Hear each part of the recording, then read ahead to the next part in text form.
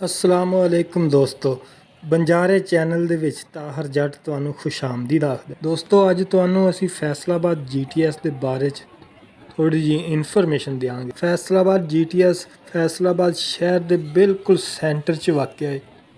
ਇਹ ਘੰਟਾ ਘਰ ਚੌਕ ਜਿਹੜਾ ਸ਼ਹਿਰ ਹੈ, ਅਸਲ ਸ਼ਹਿਰ ਹੈ, ਉਸ ਚੌਕ ਤੋਂ ਤਕਰੀਬਨ 1.5 ਕਿਲੋਮੀਟਰ ਦੇ ਫਾਸਲੇ 'ਤੇ।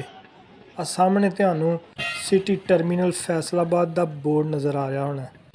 ਇਹ ਵੀ GTS ਦੇ ਵਿੱਚ ਹੀ ਹੈ। ਇੱਥੋਂ ਪੰਜਾਬ ਦੇ ਤਕਰੀਬਨ ਹਰ ਪਾਸੇ ਨੂੰ ਜਾਣ ਵਾਸਤੇ 에ਅਰ ਕੰਡੀਸ਼ਨ ਬੱਸਾਂ ਚੱਲਦੀਆਂ ਨੇ। ਇਹ ਸਰਵਿਸ ਲਾਹੌਰ, ਮੁਲਤਾਨ, ਸਾਹੀਵਾਲ, ਬਾਵਲ ਨਗਰ, ਬਾਵਲਪੁਰ, ਚੀਚਾ ਵਤਨੀ, ਵਿਆੜੀ, ਸਰਗੋਦਾ, ਲਈਆ, ਗੁਜਰਾਂਵਾਲਾ, ਰਾਵਲਪਿੰਡੀ ਤੇ ਬਾਕੀ ਸ਼ਹਿਰਾਂ ਵਾਸਤੇ ਦਸਤਿਆਬ ਹੈ। ਮੈਂ ਇਸ ਟਾਈਮ ਰਾਜਬਾਗ ਰੋਡ ਤੇ ਸਟੇਸ਼ਨ ਚੌਕ ਵੱਲ ਸਫ਼ਰ ਕਰਦਾ ਪਿਆ।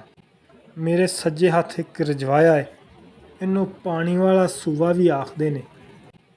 ਇਹ ਰਜਵਾਇਆ ਅਬਦੁੱਲਾਪੁਰ ਰੱਖ ਬ੍ਰਾਂਚ 'ਚੋਂ ਨਿਕਲਦਾ ਪਿਆ ਹੈ। ਅੱਗੇ ਫੈਸਲਾਬਾਦ ਸ਼ਹਿਰ ਦੇ 8 ਬਾਜ਼ਾਰਾਂ ਦੇ ਖੱਬੇ ਪਾਸਿਓਂ ਦੀ ਹੁੰਦਾ ਹੋਇਆ ਫੈਸਲਾਬਾਦ ਗੱਲਾ ਮੰਡੀ, ਮਿਨਰਵਾ ਸਿਨੇਮਾ ਤੋਂ ਅੱਗੇ ਖਵਾਜਾ ਟਰੈਵਲ ਜਿਹੜਾ ਕਿ AC ਕੋਚਾਂ ਦਾ ਅੱਡਾ ਹੈ, ਉਹਦੇ ਸਾਹਮਣੇ ਲੰਘਦਾ ਹੋਇਆ ਬੱਕਰ ਮੰਡੀ ਰੋਡ ਦੇ ਨਾਲ ਰੋਕਿਆਂ ਵਾਲਾ ਪਿੰਡ ਤੋਂ ਅੱਗੇ ਤੱਕ ਜਾਂਦਾ ਹੈ। ਇਸ ਰਜਵਾਏ ਤੋਂ ਪਾਰ ਸੱਜੇ ਹੱਥ ਰੇਲਵੇ ਕਲੋਨੀ ਤੇ ਕੱਚੀ ਆਬਾਦੀ ਹੈ।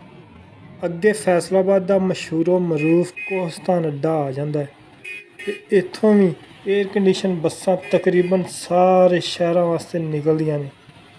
ਇੱਥੋਂ ਤੁਹਾਨੂੰ ਹੈਦਰਾਬਾਦ, ਕਰਾਚੀ ਵਾਸਤੇ ਟਰਾਂਸਪੋਰਟ ਵੀ ਮਿਲ ਸਕਦੀ। 10-15 ਕਦਮਾਂ ਅੱਗੇ ਜਾ ਕੇ ਸਟੇਸ਼ਨ ਵਾਲਾ ਚੌਕ ਆ ਜਾਂਦਾ, ਜਿਹਦੇ ਸੱਜੇ ਪਾਸੇ ਰੇਲਵੇ ਸਟੇਸ਼ਨ, ਸਾਹਮਣੇ ਤਾਰਕਾਬਾਦ ਪੁਲ ਤੇ ਅਬਦੁੱਲਾਪੁਰ ਹੈ ਤੇ ਖੱਬੇ ਹੱਥ ਸਿਵਲ ਹਸਪਤਾਲ ਫੈਸਲਾਬਾਦ ਹੈ।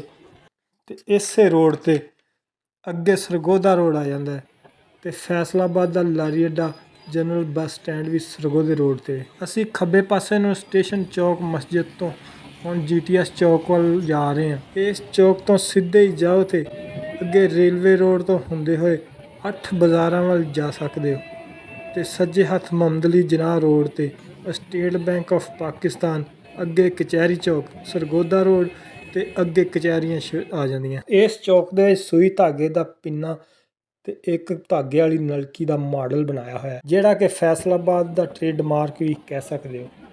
ਚੌਕ 'ਚ ਨਾਲ ਹੀ 11/22 ਦਾ ਦਫ਼ਤਰ ਵੀ ਹੈ ਤੇ ਇੱਥੋਂ ਸਾਹਮਣੇ ਖਾਨੂ ਵਾਲਾ ਝਾਲ ਵਾਲਾ ਇੱਕ ਫਲਾਈਓਵਰ ਹੈ।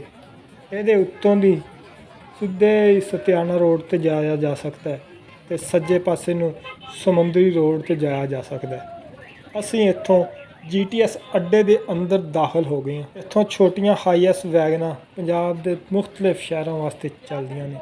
ਤੇ ਦੋਸਤੋ, ਅੱਜ ਦਾ ਵਲੌਗ ਸਾਡਾ ਇੱਥੇ ਹੀ ਖ਼ਤਮ ਹੁੰਦਾ ਹੈ। ਤਾਹਰ ਜੱਟ ਨੂੰ ਇਜਾਜ਼ਤ ਦਿਓ। ਨੈਕਸਟ ਵੀਡੀਓ 'ਚ ਫਿਰ ਤੁਹਾਡੇ ਨਾਲ ਮੁਲਾਕਾਤ ਹੋਏਗੀ। ਫੈਸਲਾਬਾਦ ਦੇ ਕਿਸੇ ਹੋਰ ਇਲਾਕੇ ਦੀ ਇਨਫੋਰਮੇਸ਼ਨ ਲੈ ਕੇ ਤੁਹਾਡੀ ਖਿਦਮਤ 'ਚ ਹਾਜ਼ਰ ਹੋਵਾਂਗੇ। ਆਪਣਾ ਤੇ ਆਪਣੇ ਚਾਹਣ ਵਾਲਿਆਂ ਦਾ ਬਹੁਤ ਜ਼ਿਆਦਾ ਖਿਆਲ ਰੱਖਿਓ ਤੇ ਇਸ ਚੈਨਲ ਨੂੰ ਸਬਸਕ੍ਰਾਈਬ ਕਰ ਦਿਓ ਤੇ ਫਾਲੋ ਕਰ ਦਿਓ ਜੀ। ਅੱਲਾ ਹਾਫਿਜ਼।